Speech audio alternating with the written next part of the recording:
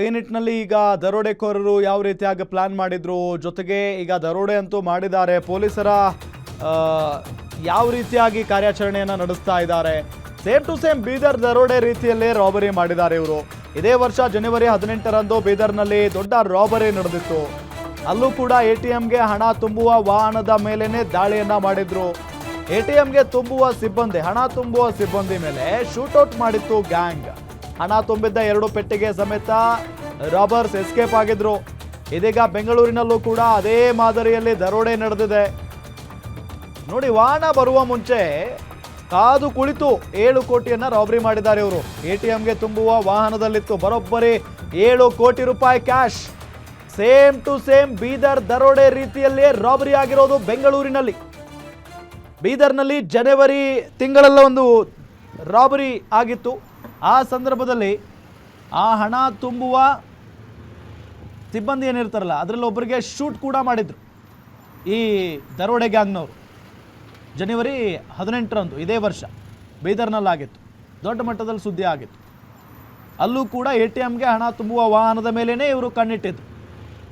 ಇದೀಗ ಬೆಂಗಳೂರಿನಲ್ಲೂ ಅದೇ ಮಾದರಿಯಲ್ಲಿ ದರೋಡೆ ಮಾಡಿದ್ದಾರೆ. ಹಾಗಾದ್ರೆ ಆ ಗ್ಯಾಂಗ್ಗೂ ಈ ಗ್ಯಾಂಗ್ಗೂ ಏನಾದರೂ ಸಂಬಂಧ ಇದೆಯಾ? ಆದರೆ ಬೆಂಗಳೂರಿನಲ್ಲಿ ಇಂಥ ದರೋಡೆ ಮಾಡೋದಷ್ಟು ಸುಲಭ ಅಲ್ಲ ಅನ್ನೋದು ಅವ್ರಿಗೂ ಕೂಡ ಚೆನ್ನಾಗಿ ಗೊತ್ತಿರುತ್ತೆ. ಆದರೂ ಕೂಡ ದುಸ್ಸಾಹಸ ಕೈ ಹಾಕಿದ್ದಾರೆ ದುರುಳರು.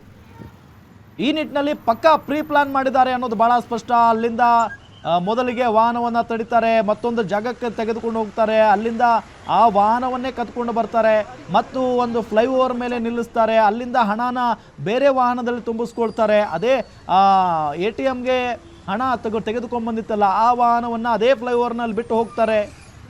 ಸೊ ಹೀಗೆ ಹಂತ ಹಂತವಾಗಿ ವಾಹನಗಳನ್ನು ಏನಾದರೂ ಬದಲಾಯಿಸ್ತಾ ಇದ್ದಾರಾ ಈ ದರೋಡೆಕೋರರು ಅನ್ನೋ ಪ್ರಶ್ನೆ ಇದೆ. ಇದ್ರ ಜೊತೆಗೆ ಆ ಇನೋವಾ ಕಾರಿನ ನಂಬರ್ ಪ್ಲೇಟ್ ಕೂಡ ನಕಲಿ ಅಂತ ಹೇಳಲಾಗ್ತಾ ಇದೆ. ಆ ಇನೋವಾ ಕಾರ್ ನಂಬರ್ ಏನಿದೆಯಲ್ಲ ಆ ಕಾರಿನ ನಂಬರ್ ಸ್ವಿಫ್ಟ್ ಕಾರ್ನದ್ದು, ಇನೋವಾ ಕಾರಿನ ನಂಬರ್ ಅಲ್ಲ ಅಂತ ಹೇಳಲಾಗ್ತಾ ಇದೆ. ಸೊ ಇದರ ಜೊತೆಗೆ ಈಗ ಪೊಲೀಸ್ನವರು ಯಾವ ರೀತಿಯಾದಂಥ ಕಾರ್ಯಾಚರಣೆ ಮಾಡ್ತಾರೆ, ಆ ವಾಹನವನ್ನು ಹೇಗೆ ಕಂಡುಹಿಡಿತಾರೆ, ಯಾಕೆ ಅಂತ ಅಂದರೆ ಹಂತ ಹಂತವಾಗಿ ಬೇರೆ ಬೇರೆ ಕಡೆಗೆ ವಾಹನಗಳನ್ನು ಮೇ ಬಿ ಎಕ್ಸ್ಚೇಂಜ್ ಮಾಡಿಕೊಳ್ಳುವಂಥ ಸಾಧ್ಯತೆ ಇರುತ್ತೆ. ಹಣನ ಸ್ವಲ್ಪ ಸ್ವಲ್ಪ ಬೇರೆ ಬೇರೆ ವಾಹನಗಳಲ್ಲಿ, ತಮ್ಮದೇ ಗ್ಯಾಂಗ್ನ ವಾಹನಗಳಲ್ಲಿ ತುಂಬಿಸಿ ಬೇರೆ ಬೇರೆ ಕಡೆಗೆ ಸಾಗಿಸುವಂಥ ಸಾಧ್ಯತೆಯೂ ಕೂಡ ಇರುತ್ತೆ. ಈ ರೀತಿಯಾಗಿ ಪ್ರೀ ಪ್ಲಾನ್ ಮಾಡಿರ್ಬೋದಲ್ಲ. ಸೊ 2 ಪೆಟ್ಟಿಗೆ ಸಮೇತ ಎಸ್ಕೇಪ್ ಆಗಿದ್ರು ಬೀದರ್ನಲ್ಲಿ. ಸೊ ಈಗ 7 ಕೋಟಿ, ಒಂದಲ್ಲ ಎರಡಲ್ಲ 7 ಕೋಟಿ ರೂಪಾಯಿ ಹಣ. ಸೊ ಇದನ್ನು ಯಾವ ರೀತಿಯಾಗಿ ಸಾಗಿಸ್ತಾ ಇದ್ದಾರೆ, ಸಾಗಿಸಿರಬಹುದು ಅನ್ನೋದೇ ಈಗಿರುವಂಥ ಪ್ರಶ್ನೆ. ಇದರ ಜೊತೆಗೆ ಅಷ್ಟು ಸುಲಭನ, ಏನೂ ಮಾಹಿತಿ ಇಲ್ಲದೆ, ಏನೂ ಪ್ಲಾನ್ ಇಲ್ಲದೆ ಅವರು ಈ ರೀತಿಯಾದಂಥ ದೊಡ್ಡ ರಾಬರಿಯನ್ನು ಮಾಡೋದಕ್ಕೆ ಅವರಿಗೆ ಯಾರಾದರೂ ಸಪೋರ್ಟಿವ್ ಆಗಿರಲೇಬೇಕಲ್ವ.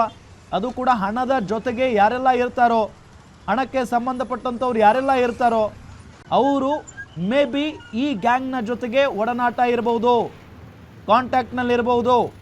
ಅವರ ಸಪೋರ್ಟ್ನಿಂದ ಈ ರೀತಿಯಾಗಿ ಆ ಗ್ಯಾಂಗ್ ತಮ್ಮ ಕೆಲಸವನ್ನು ಸಾಧಿಸಿರಬಹುದು, ರಾಬರಿ ಮಾಡಿರಬಹುದು ಅನ್ನೋ ಅನುಮಾನ ಮೂಡ್ತಾ ಇದೆ. ಹಾಗಾದರೆ ಆ ಒಂದು ATMಗೆ ಹಣ ತುಂಬುವ ವಾಹನದಲ್ಲಿ ಯಾರೆಲ್ಲ ಸಿಬ್ಬಂದಿಗಳಿದ್ರು, ಗನ್ಮ್ಯಾನ್ ಜೊತೆಗೆ ಡ್ರೈವರ್, ಮತ್ತೊಬ್ರು ಯಾರಾದರೂ ಇದ್ರಾ? ಈ 3 ಜನ ಅಥವಾ 4 ಜನ ಇಂತೂ ಇದ್ದೇ ಇರ್ತಾರೆ. ಗನ್ಮ್ಯಾನ್ ಕೈಯಲ್ಲಿ ಗನ್ ಅಂತೂ ಇದ್ದೇ ಇರುತ್ತೆ. ಸೊ ಆತನು ಕೂಡ ಏನೂ ರಿಯಾಕ್ಟ್ ಮಾಡಿಲ್ಲ.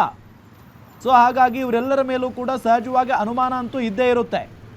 ಇದ್ರ ಜೊತೆಗೆ ಆ 4ರಲ್ಲಿ ಯಾರಾದರೂ ಅವರಿಗೆ ಟಚ್ನಲ್ಲಿದ್ರಾ, ಕಾಂಟ್ಯಾಕ್ಟ್ನಲ್ಲಿದ್ರಾ ಆ ಗ್ಯಾಂಗ್ ಜೊತೆಗೆ?